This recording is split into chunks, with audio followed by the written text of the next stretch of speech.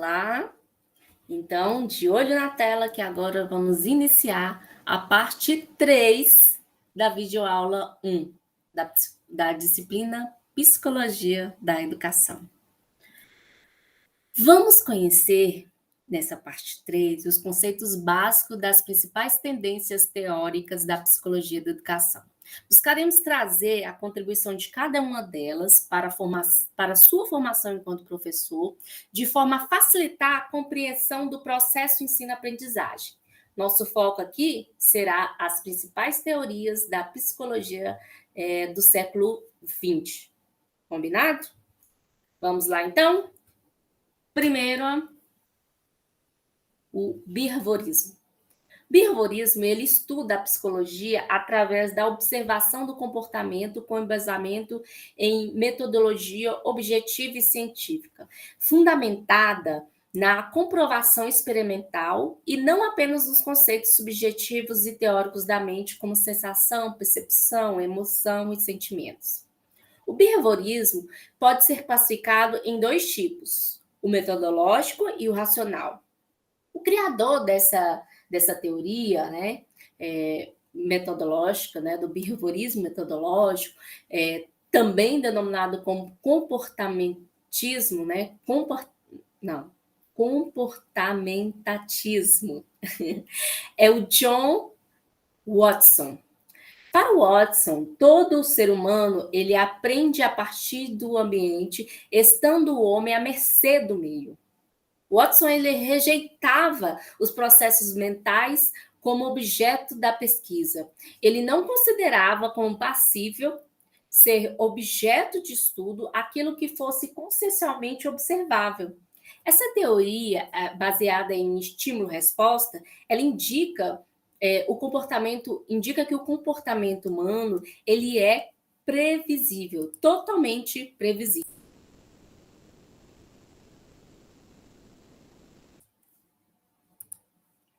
O behaviorismo radical ele foi criado por Blums Frederick Schiner. Escreve Skinner. Para Skinner, o bom ensino depende de organizar eficientemente as condições estimuladoras de modo a que o aluno ele saia da situação de aprendizagem diferente de como entrou. O ensino ele é um processo de condicionamento através do reforço de respostas que se quer obter. Assim, o comportamento aprendido ele é uma resposta a estímulos externos, controlados por meio de reforços que ocorrem com a resposta ou após a mesma. Se a ocorrência de um comportamento operante é seguida pela apresentação de um estímulo reforçador, a probabilidade de reforçamento ela vai aumentar. Os métodos de ensino, eles consistem, né, nessa teoria, nos procedimentos e técnicas necessárias ao arranjo e controle das condições ambientais que asseguram a transmissão e recepção de informações. Geralmente, apenas certos campos especiais de aprendizagem precoce, retreinamento e certos grupos de indivíduos com limitações mentais é que se interessam pela essa teoria do behaviorismo radical. Ok? Vamos então conhecer a teoria da Gestalt. Ela é estudada em psicologia da educação em virtude da sua contribuição para o entendimento dos processos de desenvolvimento e de aprendizagem.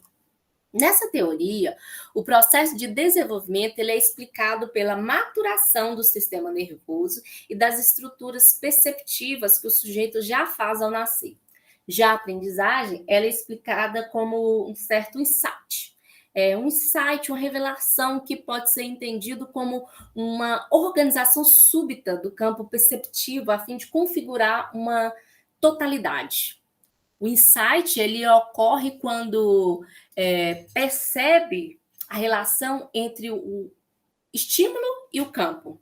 Assim, a aprendizagem ela é determinada pela configuração dos estímulos e consiste em perceber relações, estruturar o campo perceptivo e na reação a totalidades e não a elementos isolados. Se a aprendizagem, nessa teoria da Gestalt, ela ocorre como insight, cabe ao ensino tratar de organizar os estímulos de maneira a facilitar o processo perceptivo, né? Então, eu, enquanto professora, tenho que ir ali preparar, né? Oferecer os estímulos necessários para que essa aprendizagem ocorra, né? Para que esse insight se dê, para que esses estímulos alcancem os objetivos da aprendizagem.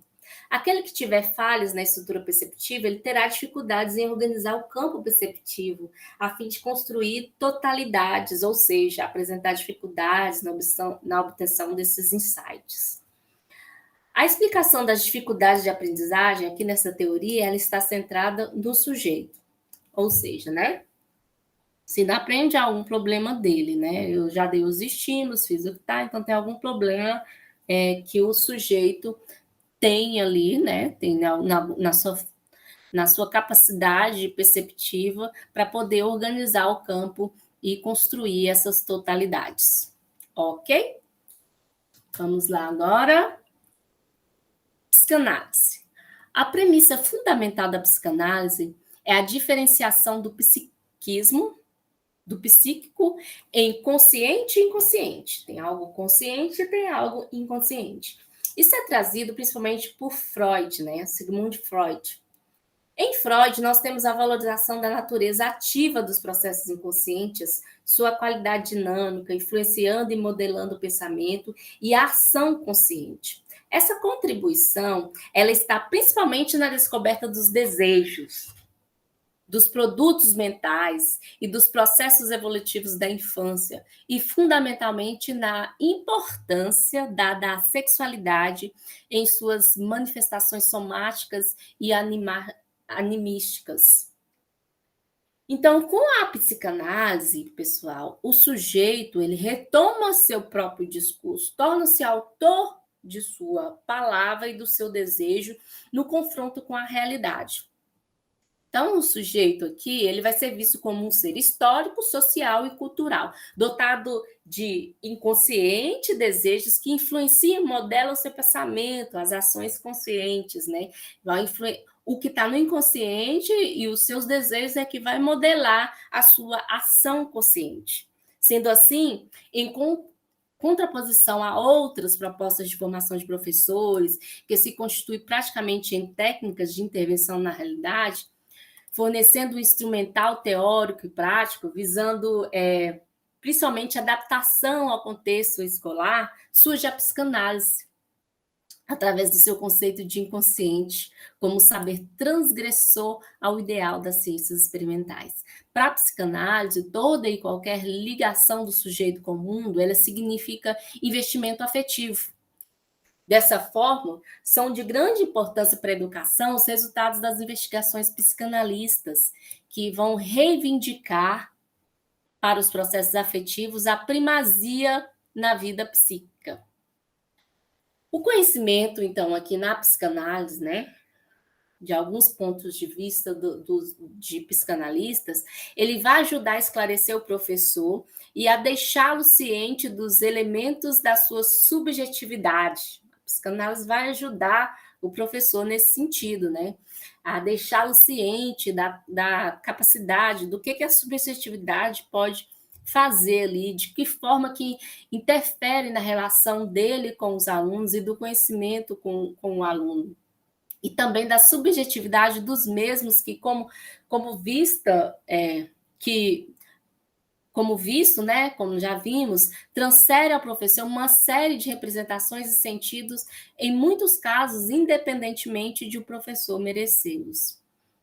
Tais conhecimentos possibilitariam ao professor, ele então, pessoal, ser parceiro do aluno sem se deixar aprisionar pelo jogo, pela subjetividade que lhe impõe e sem impor ao aluno o seu próprio desejo.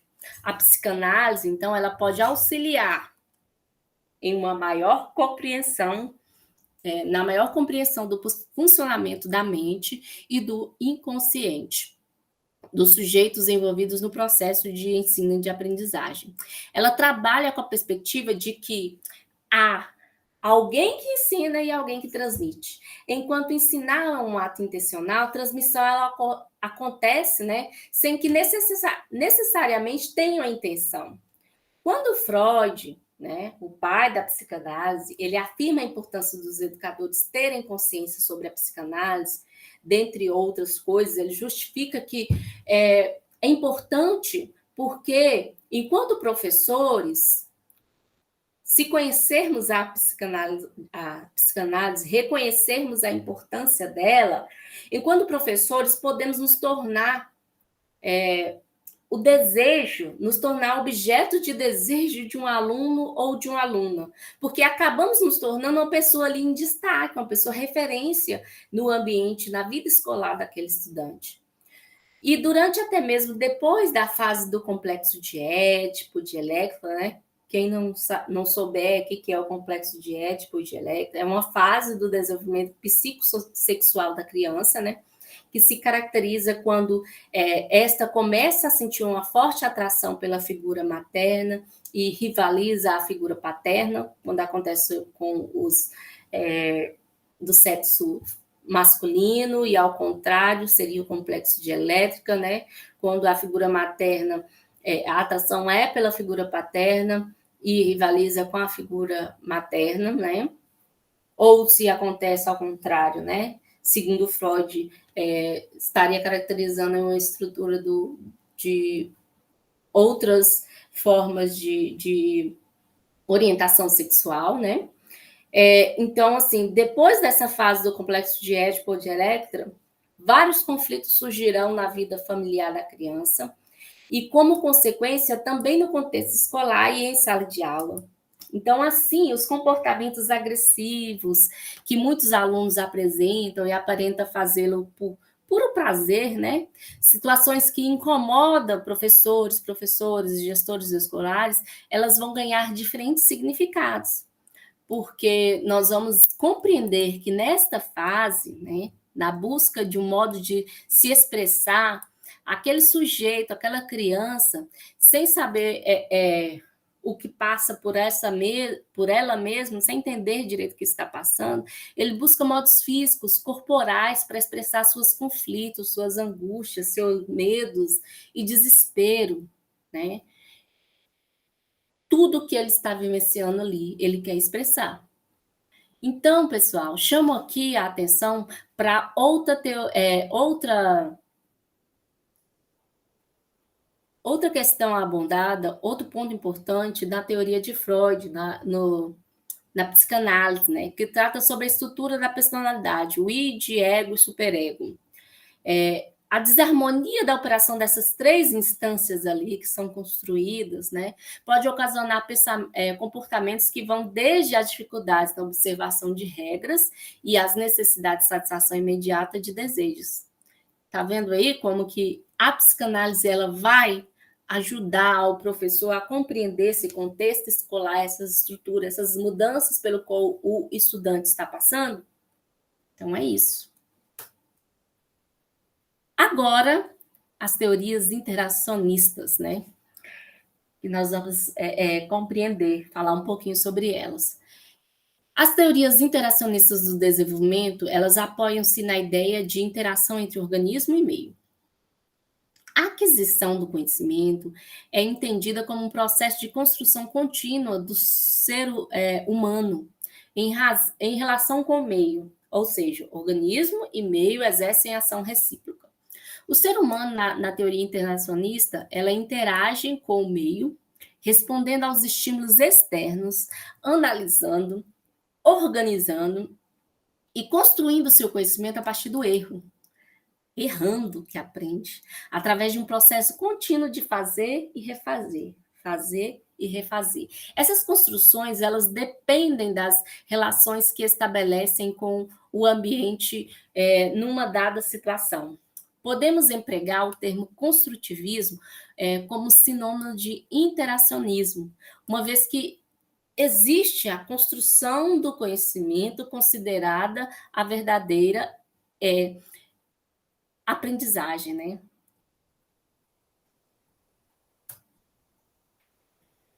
Vamos falar agora das duas teorias interacionistas de maior evidência: a teoria interacionistas piagetiana e a teoria socio-interacionista de Vygotsky, né? Dois teóricos que nós já falamos um pouquinho, mas nós vamos falar mais um pouco sobre eles agora.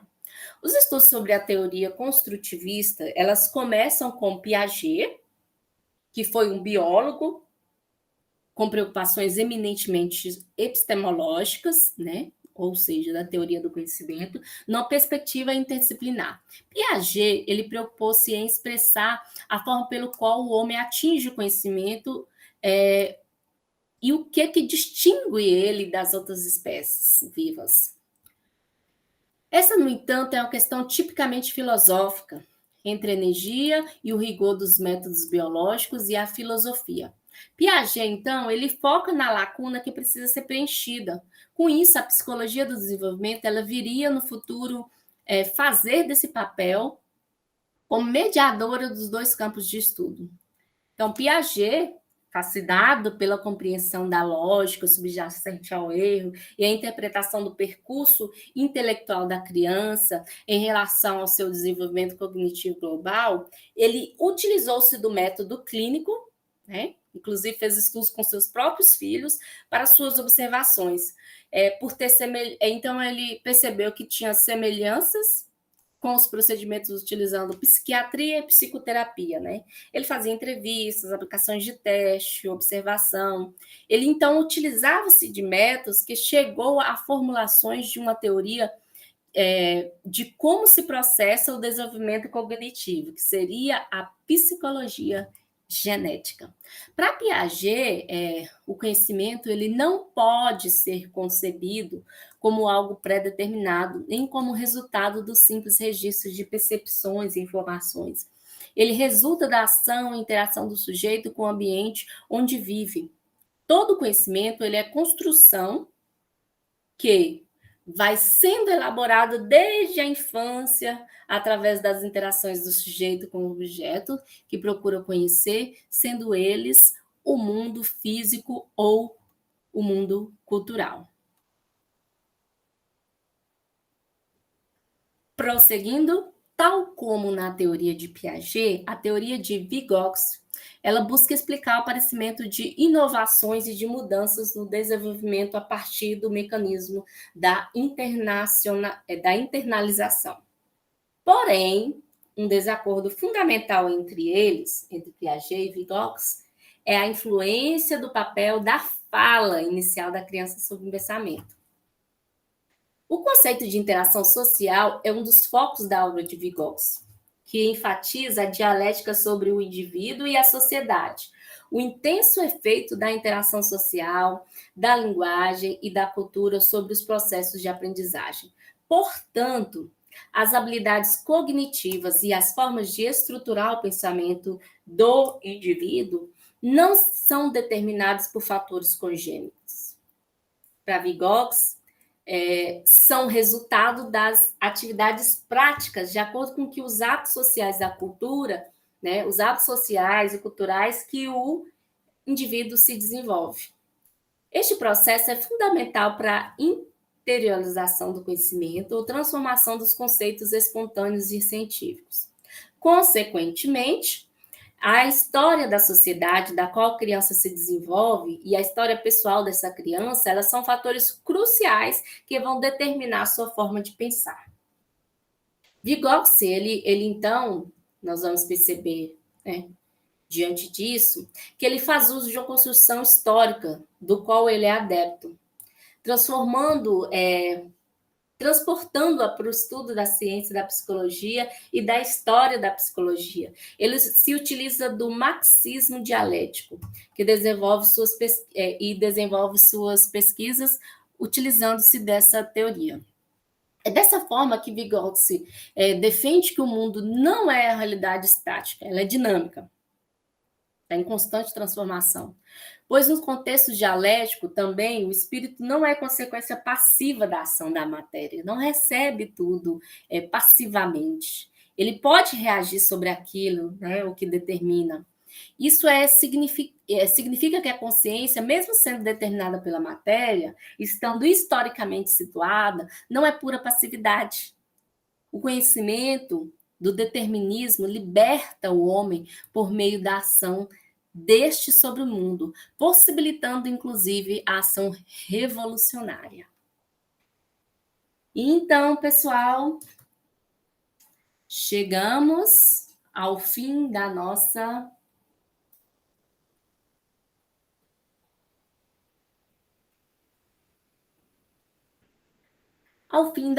videoaula 1. Na próxima aula, nós vamos desenvolver, né? Desenvolveremos estudos mais aprofundados sobre as teorias que apresentei aqui para você. Então, abraço e até breve.